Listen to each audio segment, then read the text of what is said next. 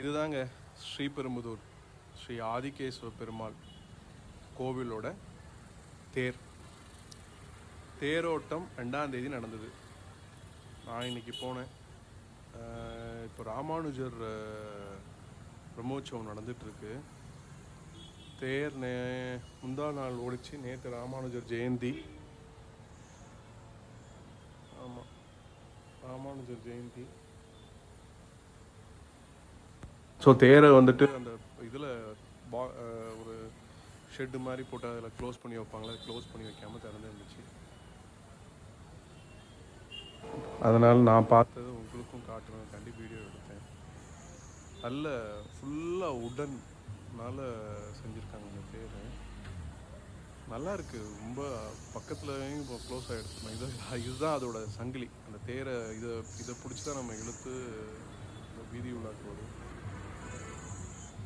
அதில் ஃபுல்லாக நம்ம பெருமாளோட ரசவதாரம், அப்புறம் மற்றும் சில நம்ம திருப்பதி பெருமாளோட இது எல்லாமே பெருமாளோட அதை ஃபுல்லாக வந்துட்டு அந்த உடன் காவிங்ஸில் எல்லாமே நல்லா பண்ணியிருந்தாங்க.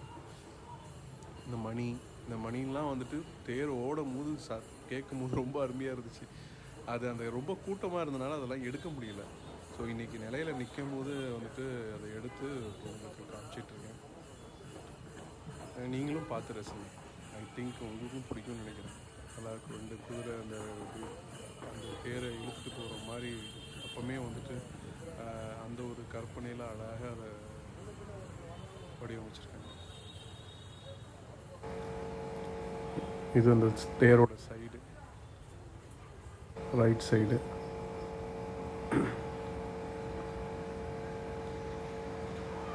இது பின்பக்கம். இப்போ தேரோட பின்பக்கம் அதை பாருங்களேன். அந்த அப்போமே வந்துட்டு அதுக்குன்னு ஒரு ஃபிசிக்ஸ் அந்த டைமென்ஷன், அதை எப்படி அது ஸ்டேபிளாக இவ்வளோ ஹைட்டாக இருந்தாலும் ஸ்டேபிளாக ரன் ஆகுறதுக்கான ஈக்குலிபிரியம் மெயின்டைன் பண்ணுறதுக்கு ஏற்ற மாதிரி உள்ள அந்த டைமென்ஷன்ஸ் எல்லாத்தையும் அப்போமே பக்காவாக மெஷர் பண்ணி அழகாக வுட்டில் வந்துட்டு இவ்வளோ தூரம் ரெடி பண்ணி அதை இவ்வளோ வருஷங்கள் மெயின்டைன் பண்ணிட்டு வராங்க.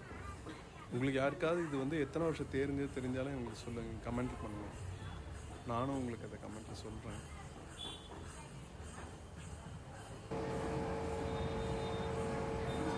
ஓகே, நீங்களும் பார்த்து என்ஜாய் பண்ணுங்கள்.